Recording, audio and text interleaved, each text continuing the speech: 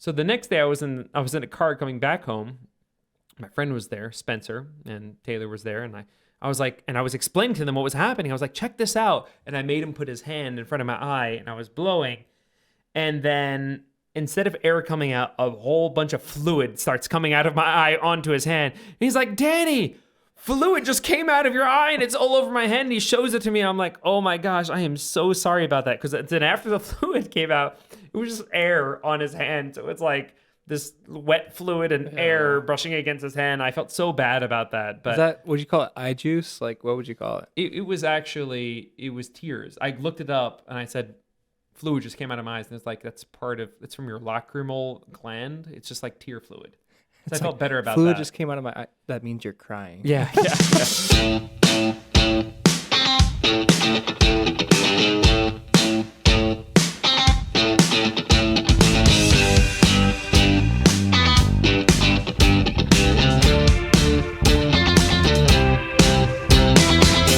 Hello and welcome to this episode of the Choir Guys podcast, brought to you by Endeavor Music Publishing. My name is Blake Richter. And I'm Danny Gutierrez. It's been a while since we've made an episode, Danny. It's been a long time. But we are back. We're going to recap how we started the semester and talk about our recent trip to ACDA in Dallas. Danny, you got to perform at ACDA. That was last week, literally like 8 days ago while we're filming this. Have you recovered? Maybe. I don't know. It's like The pause says everything. well, in some regard, it's hard to recover from that. There's just so much that happens emotionally. Like it's physically taxing. It's mentally taxing. Am I recovered? Maybe. I don't know. Like it's funny on the first day back. I talked to the chamber singers who performed there, and it was very, it was a sentimental moment. We were just appreciative of the experience and just reflecting on things. And I'm like, all right, let's sing. So we all get up to sing. They're like, really? Well, the issue is we all get up to sing. And I'm like, all right, sopranos like this. And then they sang in a way that was good. And I went, oh my gosh, sopranos, yes. Yes, that's it. And then in my head, I was thinking, why am I getting so overly excited about their singing right now? Because I think I'm just in that mode of like taking care of tasks and doing things. So I don't know if I'm recovered, but it was a great experience. Nice.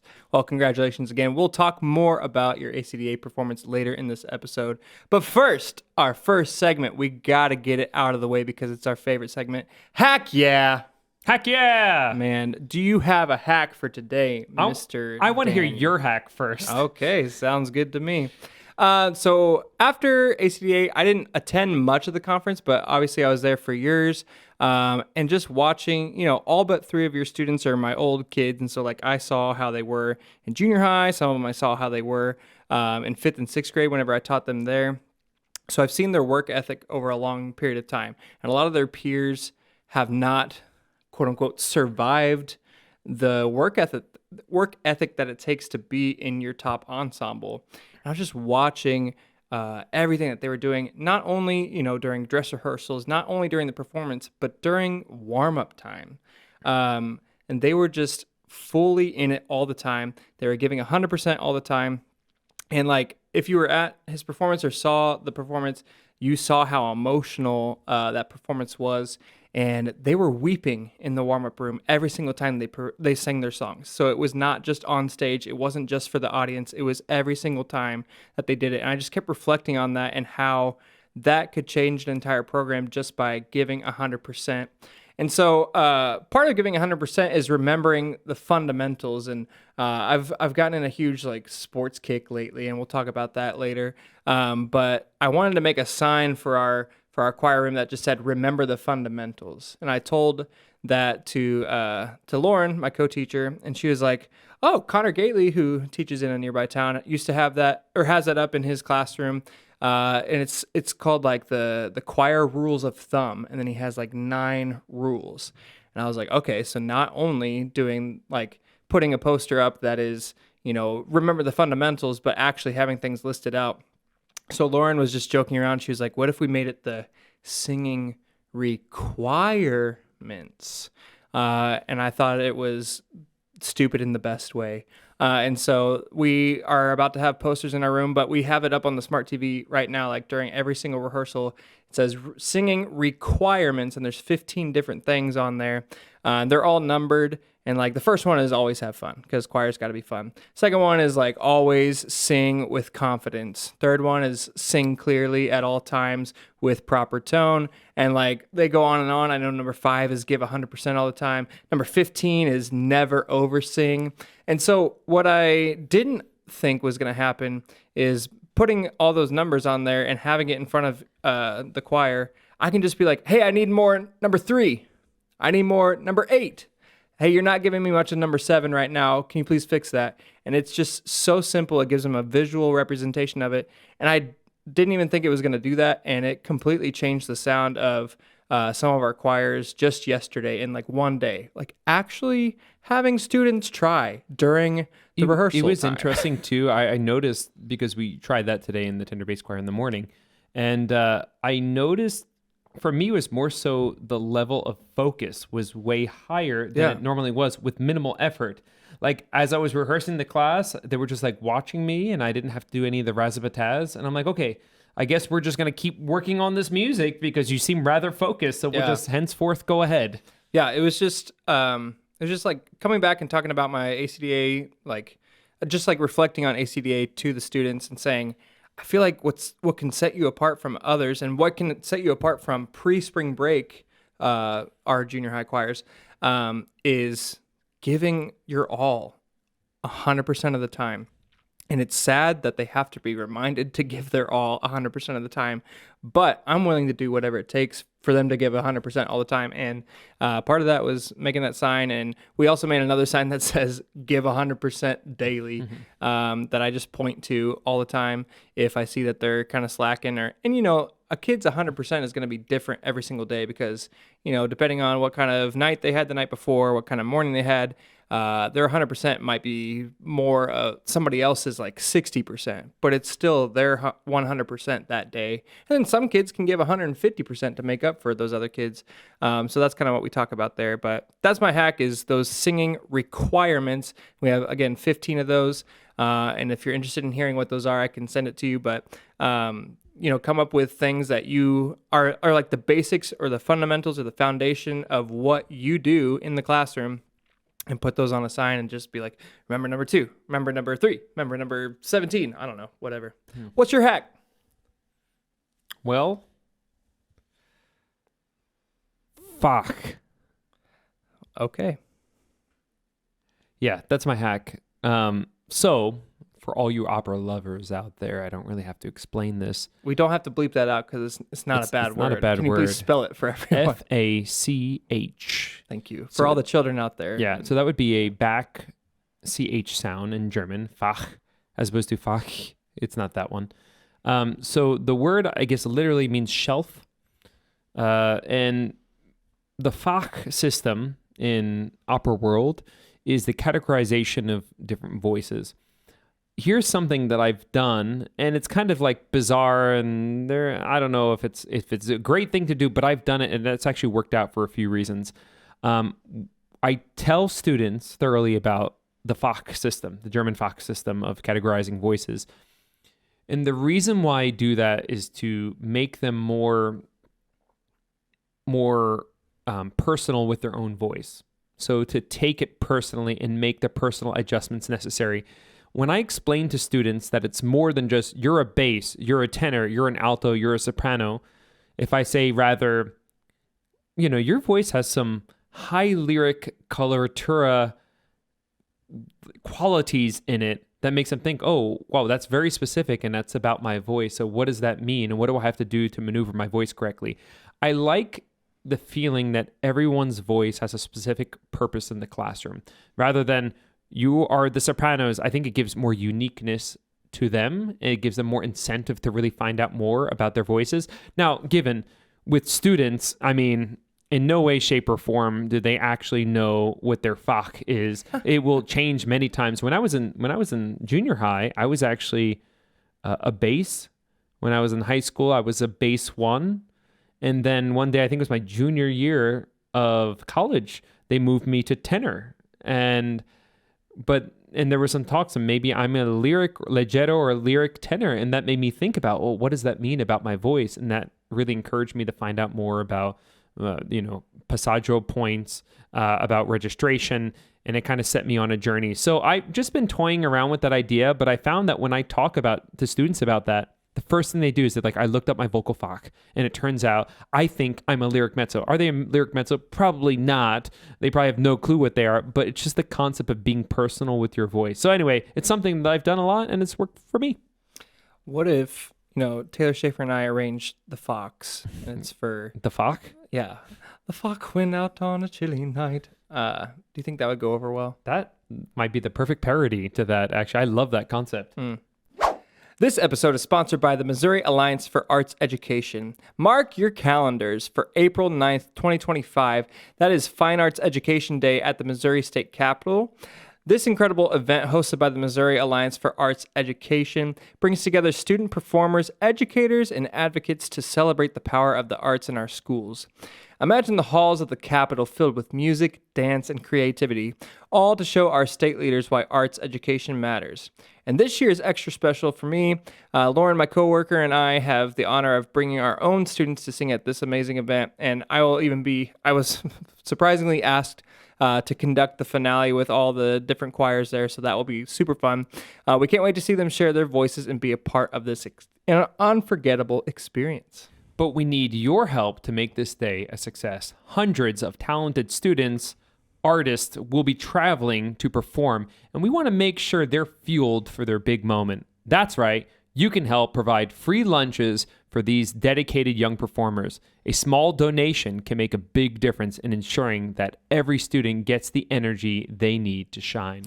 And hopefully, I will also get some of that pizza, so your donation will help my stomach. I appreciate it. So, Danny, what can we do to help?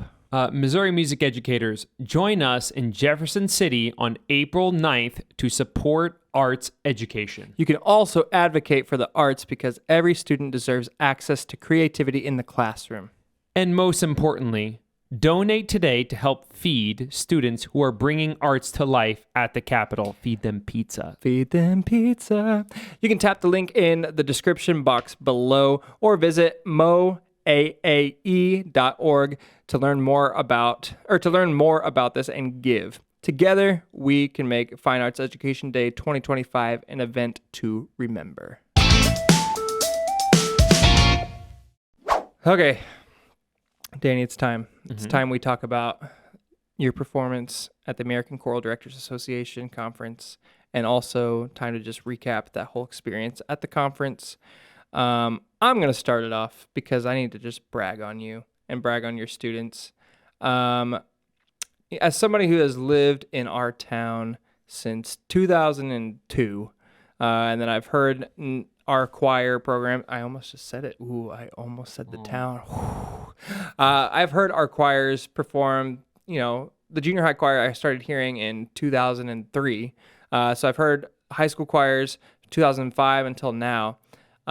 This has always been a goal. It's for our town to perform at the National ACDA conference. They have been submitted many times. This was your first time submitting, and they were accepted, which was incredible. So it has been a program goal of ours for years and years and years. So this is like the culmination of that. It was such a special thing for me to get to experience watching you guys do this. And also be along with them on this trip. It was just such a magical time. Also, when you got hired in our town, there are a lot of people that counted you out, and they were like, oh, you can only do middle school music because you came from the middle school. And, you programmed a lot of stuff that you had done at the middle school level. And so that's why people were saying that. But essentially, you were doing that because you were trying to build the tone that you wanted. You were trying to build up these singers how you wanted. And now you have grown this program into exactly what you want it to sound like. And the whole premise of the program was Fly Against Fate. And the last portion of the song at the end of your program is, we withstand the storm, we rise, we fly. And I feel like you went through a lot of crap with people not believing in you, with people even saying that you can't do it, with students saying that you can't do it. And now you look 7 years later and you did the thing. And so you told everybody, I'm going to withstand the storm. We're going to rise. We're going to fly. And you've led these students, and you've had these students buy into, the Danny Gutierrez way, which has been so beautiful. And it was just so cool to see everything come together. So I feel like, what's next for the choir program in our town now that we've reached this mountaintop? It's like, man, we did that. So what is next? Yeah. But what's your recap on everything? I know you're super proud of your kids, but what else? Well, thank you. I appreciate all those kind words, and yeah, and I think a lot of people that are listening can relate to this. When you transition to a program that's good, it doesn't matter what you bring to the table. Transitioning change is always difficult to do, So it's amazing to see this turn around and have such an amazing moment, like performing at the National Choral Directors Association, American Choral Directors Association Conference, National, whatever. Your brain still isn't quite there. It really is amazing, and but it's it's amazing because it's the buy-in from everyone, right? So to get to that point, you need buy-in from everyone, the community members, the administration. You have to have something that's viable and something that you have to have a system in place that works. Fortunately, as you mentioned, all of the students that performed at the conference were all your previous students except for 3 of them, right? So it's years of training in the making, and it's crazy to think this is, for a lot of them, 6 years of accumulated work into their voices, having them do this thing and the honor choirs and the training and the lessons and all of the stuff that happens in between. It's an amazing accomplishment to just put yourself out there and to be with, oh my gosh, these choirs, this conference were insane. They were incredible. I mean, I just kept thinking after every concert session, I cannot believe that my students are performing here, because the level of singing is just so high. Some of the groups were absolutely incredible. All of the groups were incredible, really. It's a great experience. So we're just kind of taking a second. We're back to work. We're getting ready for large ensemble. That's happening in, it happens in less than 3 weeks. That's so scary. No, 3 weeks from today, which is wild. So like the chamber singers who just performed at National ACDA, we're learning new literature and we're going to get ready for this thing in 3 weeks. But, leading to National ACDA kind of takes the attention of everything. But it's nice to feel almost like a normal routine without all the crazy pressure. And it's crazy to think that we have large ensemble in 3 weeks, but it doesn't feel like pressure. But comparatively speaking, it doesn't. It really doesn't feel like pressure. It's great being on the other side of that and just kind of putting things in perspective. We did this amazing thing, and now it's not really relaxed. I don't want to say that. They've I don't know. Here's a cool story. You'll appreciate this. One of the students who we both know and love, let's say a student with a really beautiful, resonant, low sound. Okay. After this person graduated high school, they weren't planning on continuing with choir too much at this point. Yeah. That's what they told me like last week or the week before. And they got back from National ACDA and was like, nope, I want to do it. I want to keep doing this. I want to get serious about it. And I just thought that's an amazing experience. And that's the gravity of that situation. Preparing for something, being amongst so many great, amazing ensembles will just get you there. So what are we doing now? We're just like moving along. I think I've always wondered that too. Like once we get to National ACDA, what are the next goals? What are we trying to do? I think for us, we're just trying to refine our process. Okay, so something cool. One of the groups that performed the National ACDA, Montgomery High School Chamber Singers, I heard their choir and I was just flabbergasted by how amazing. Is that Heather Orr? Heather Orr. Their treble voices were. I just couldn't believe how much color they were producing and how consistently they were producing it. So after I heard them, I just thought about it, and I kept thinking about it, how, and I had my own theories. And then I saw her and I was like, oh my gosh, Heather, I'm kind of obsessed with what you do, because what you did was incredible. And then I just put her on the spot. I was like, 3 things. what are the three things that you do to achieve this sound? And she just like good sport answered it. And she had her ideas about how to do it. She talked about keeping the placement super high, like around this area. Actually, this is funny. I'm going to just say it. You have to. This is so, I apologize to my friend that this happened to, that it was the subject of this. So one of the things she said was like, if you hold your nose and, you put pressure on it, close your mouth, you feel like pressure up here in your sinuses. She says she has her girls like feel that, maybe it's all singers too, but specifically the treble voices, feel where that is and kind of keep the sound placed very high like that. Her thing was like high, spacious in the back, forward. I think those are the three things that she said. So anyway, the next day I was messing with it. I was just like, I think actually later on that day, I was just messing with it and I'm doing this and air, as I'm putting pressure and air is coming out of my eyeball. And that was, I mean, it's not every day you feel air being like pressed out of your eye. Oh, it's one of my favorite pastimes. Yeah, of course. And then I got concerned. So I immediately went to ChatGPT and was like, am I dying? And then it's like, no, you're not dying. I'm like, okay, good. But why is this happening? Like, it happens to people. Like, it's a very low percentage of people, but for some people, like air comes out of their eyes when they do that. So the next day I was in a car coming back home. My friend was there, Spencer, and Taylor was there. And I was like, and I was explaining to them what was happening. I was like, check this out. And I made him put his hand in front of my eye and I was blowing. And then instead of air coming out, a whole bunch of fluid starts coming out of my eye onto his hand. And he's like, Danny, fluid just came out of your eye and it's all over my hand. And he shows it to me. And I'm like, oh my gosh, I am so sorry about that. Because then after the fluid came out, it was just air on his hand. So it's like this wet fluid and air brushing against his hand. I felt so bad about that. But Is that, would you call it eye juice? Like, what would you call it? it was actually, it was tears. I looked it up and I said, fluid just came out of my eyes. And it's like, it's from your lacrimal gland. It's just like tear fluid. So I felt better about fluid that. just came out of my eye. That means you're crying. Yeah. So anyway, it was wild, but it was a good illustration. So when I got back to school, I started telling everyone about that situation, but it's a good way to get them to remember it. And it's actually helped out quite a bit. So my point is we're finding just new processes and new things to tackle and seeing if we can refine the process to become the best possible choir we can be still. When you told me that story, I don't know, 2 days ago about the eye juice, it reminded me of this one time I was in high school and my brother and I played on the worship team at our church all the time.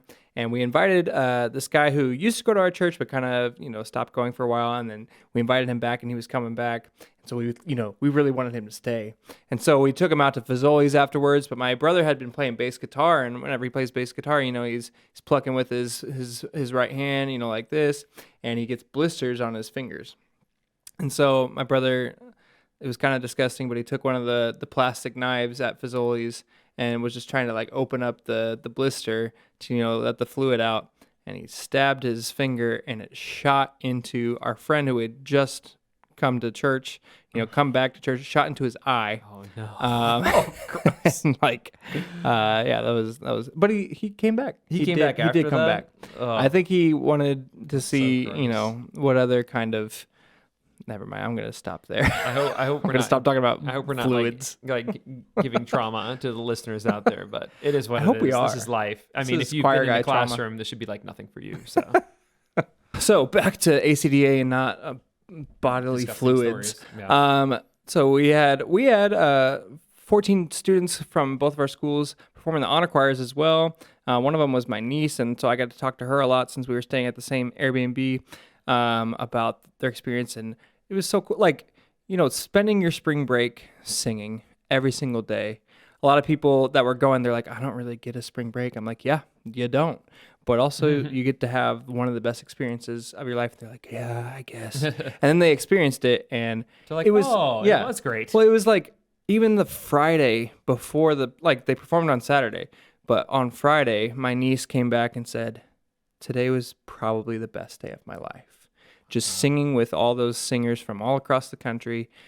She got autographs from 3 of the composers. Just had the best time. Met people from Miami, from Seattle, from all these different places that were just sitting around her.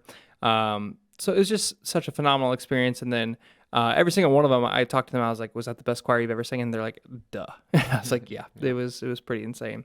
Even my wife, who's like a really tough critic, she was a music major, and we were in Missouri State Chorale together. That's how we met.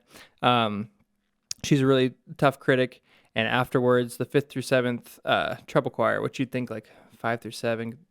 Like, that's not going to be incredible. It was insane. And she looked at me and her jaw was on the floor. She's like, that was one of the coolest things I've ever heard. So that was just super cool. I don't know if you talked to any of your students and if they had any reflections. Oh yeah, they loved it. I made them talk. I had them talk about it in class, and I made and, yeah, and they had amazing experiences, and I talked to quite a few that were in the 7 to 10 men's choir. Oh, they're so good. Yeah, and they loved it. They thought.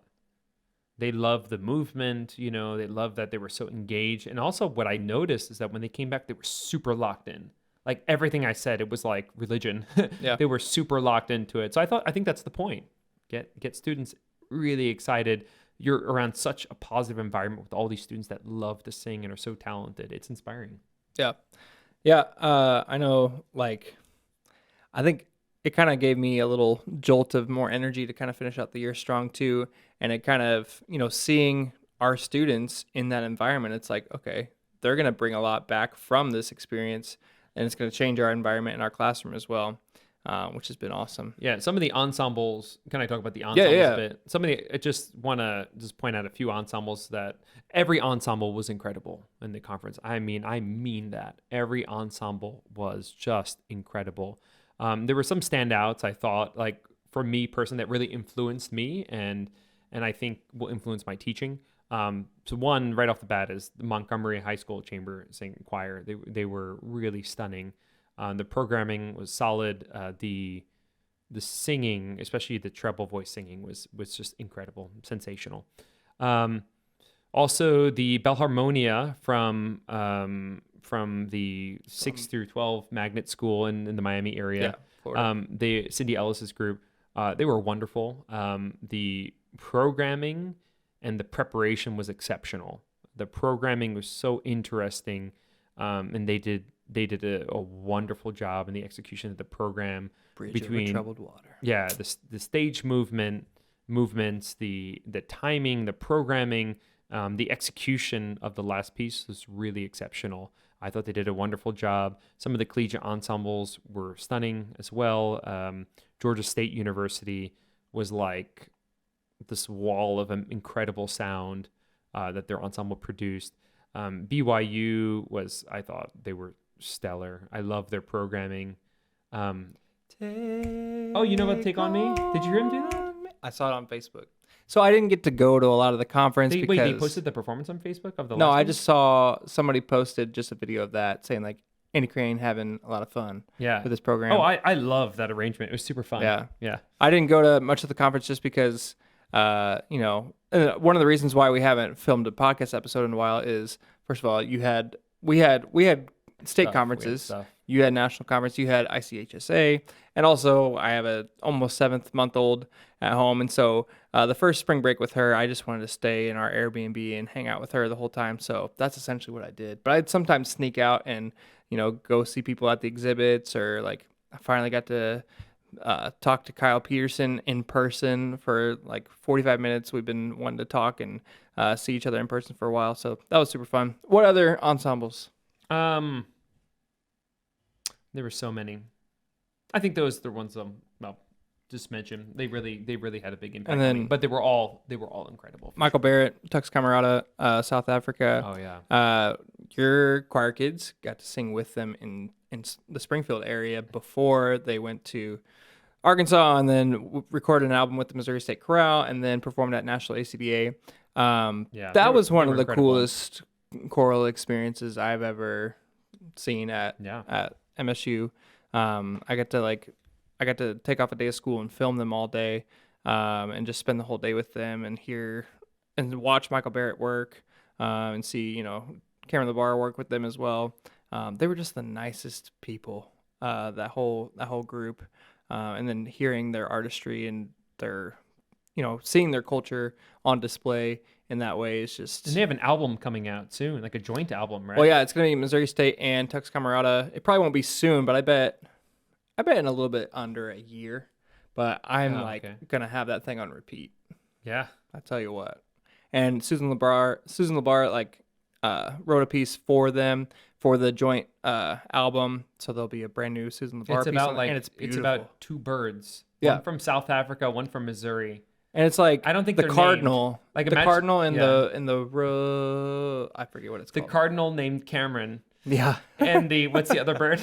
The other I don't bird remember named what the other- Michael. But like it was such a cool concept because like when South Africans come over here, like when Michael Barrett, he comes to visit the LeBars every once in a while, and every time he's over here, he sees a cardinal, and he's like, "That is the most beautiful bird I've ever seen." And we take it for granted because we see it all the time. And then there's this other bird. I should look up what it is. That's in The South South Africa. African bird. Yeah, and every time, like it's a very popular bird in South Africa. But anytime like Americans go over there, or anybody that's not from South Africa goes over there and sees that bird, they're like, "Wow, that is the most beautiful bird." So the piece is called like the cardinal and the whatever the other bird is, and it's just kind of talking about these two groups coming together. Blake, what's a New York type of bird? a pigeon? Shoot. The pigeon and the cardinal. Oh, that feels sweet though. It would be like rat. it'd be, that's not a bird. The birds of the sewers. The pigeon and the cardinal. It's like the cardinal trying to make the pigeon feel accepted in this world because people just take it for granted. They literally tried killing pigeons in New York City, I think, for some time because the city was overcrowded with pigeons. That's rude. That's actually sad. So Please don't sad. make a song about. Ask Ryan May to make a song about that. We'll probably come up with some creative ideas. Be beautiful. Anything else you have to say about ACDA? Nope. Cool. It was a week. It was a wonderful week. It was lovely to see a bunch of people that I've always looked up to, just in passing at the exhibits. Or Roger Emerson borrowed my guitar. That was wonderful. Yeah, that's pretty cool. After your performance, he saw me playing guitar, and he called me. He asked for my guitar, and he asked, "Is there anything I can do in return? Like, can I do a dedication to you on a song?" And I was like, "What is it going to say? Dedicated to Blake Richter?" You should have definitely said yes. Why didn't No. you say yes? Because that's ridiculous. It could have been like a fresh new arrangement of like music from Encanto 2, But and then he could have dedicated to Blake Blake Richter. You know how for cool letting that me would have use been? his guitar. You should have definitely taken him up on that. No, I said, Roger, pick me. You can dedicate it to me by said- association. Danny Gutierrez. I want something like I that. don't need anything in return. And then the next day I was like, actually, you're going to come on the podcast. And he's like, I would love to. So That's definitely soon, cool. Soon. But man, you should have taken the dedication thing too. You could He have probably meant like my students, but then I told my wife, she's like, he's gonna dedicate it to you. I was like, no, just like my imagine students. Shoshone love song. To Blake Richter for his beautiful breed love guitar. No, I'm not doing that. But stay tuned for Roger Emerson on the podcast someday. Be beautiful. And maybe a dedication. If I could twist his arm again. Okay, so last episode we said that we were going to talk about our New Year's resolutions because the last episode came out in December. Guess what? It's now, when this comes out, it will be April. It is currently the end of March right now as we're filming this. So I thought we'd talk about some things that I've changed at least, and some things that you have changed in our classrooms this semester. Part of what I've changed recently is like, again, super getting into sports and being a sports nerd, like with NBA and NFL. Kind of having that sports and championship mentality in the classroom. The high school, going to National ACDA, reaching the top of the mountain. Like, what can we do as a junior high program to also achieve some of those goals? Maybe not going to national or going even to regional or anything, but like, how can we prepare ourselves to be better than we were yesterday? So having that championship mentality. Some of the things that we've changed in our classroom, we now have a wall of fame that has, it's just kind of like, if you go through a high school and they have trophy cases or they have like the plaques with people's names of winning certain awards or whatever. It's just the kids that have been in the district honor choirs and the state honor choir and the SWACTA honor choir and the ACDA honor choir. They're all on this wall of fame now. So that kind of encourages kids like, hey, I want my legacy to live on in here. I want my name to be on there for other kids to see, because if they go to those things, they bring back their experiences, and it makes our program even better. And then another thing I was thinking of, I was like, man, NBA teams in their arenas, they have the championship banners up there. I was like, what if we had like our MMA performance banners up?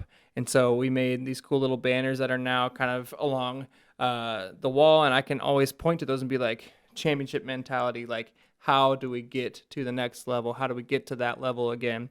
And so it's kind of a nice reminder, and it's also like a celebration of the past, because like some of those banners are from the year 1999, whenever my old teacher took a group to MMA, Pat Allen.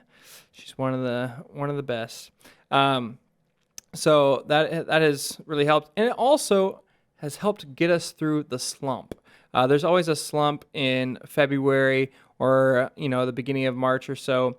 And Lauren and I, our goal was to not really experience a slump with our kids this year. And one of the ways that we did that was we played more team building games. We did a lot more exciting things throughout the rehearsal processes.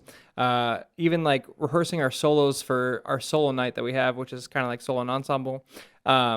We made games out of that, like whoever can learn their piece the fastest and be the most accurate gets this prize or whatever. So like rewarding them with different things and trying to make games out of things instead of just like, okay, it's time to rehearse your solo now.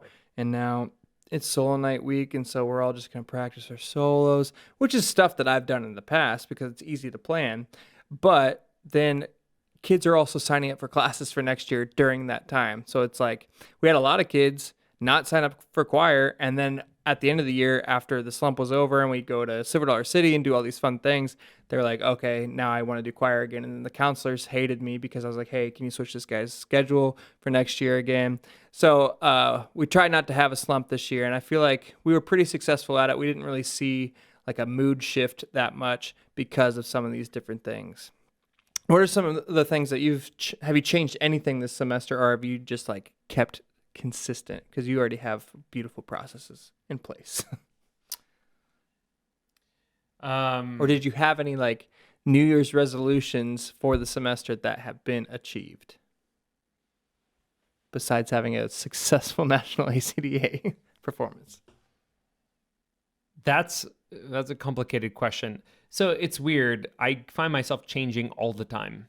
Like really in the classroom, I'm constantly, there's something I'm doing different. It feels like every day, every week. I was just talking to your student teacher about that. I was like, because he's like, do you ever just watch him, and are you just ever amazed? I was like, I take it for granted sometimes. I get to work with somebody who just took a choir to National ACDA, and I get to watch you every day. But I can attest to the fact that you do change how you do things all the time, which makes me change things all the time, which I love. Yeah, it's like one day I'm like, we need more Wanda in the sound. No, it's not Wanda anymore. It's purple. Instead, no, keep it up in your eyeballs. No, it needs more sound number 3. It needs more sound number 3. And yeah, I'm constantly in a state of evolution for sure. I don't know. There's been no like crazy New Year's resolutions that I've accomplished. I don't think you really needed any, honestly. Yeah, I mean, there's definitely things I'm changing all the time, but I can't think of anything big like that. Yeah, cool. Well, that wraps up this week's episode of The Choir Guys. Don't forget to subscribe on YouTube to The Choir Guys channel so you can know when new episodes are coming out. Listen and subscribe wherever you get your podcasts. Once again, The Choir Guys is brought to you by Endeavor Music. Make sure to browse their website for programming music for your next concert. You can follow the show on all social media at The Choir Guys Pod to catch bonus content throughout the week. Feel free to message us through these platforms if you want to hear us talk about something specific on the show. Also, tune in next time for another episode of the Choir Guys podcast. We plan on having an exciting guest in the near future, and you won't want to miss out. Maybe we mentioned them on this podcast. Maybe we have dedicated something, or should have dedicated something to them. Or maybe we really liked hearing their choir at National ACDA. Maybe I should probably talk to this person before we start putting it out there, but let's definitely leave this on the podcast. Maybe we're a very convincing group of guys that can get people to be on our podcast. Maybe you'll be hearing from us soon. We'll dedicate a song to you. Oh my gosh. Anyway, thanks for watching. We will see you next time. Bye.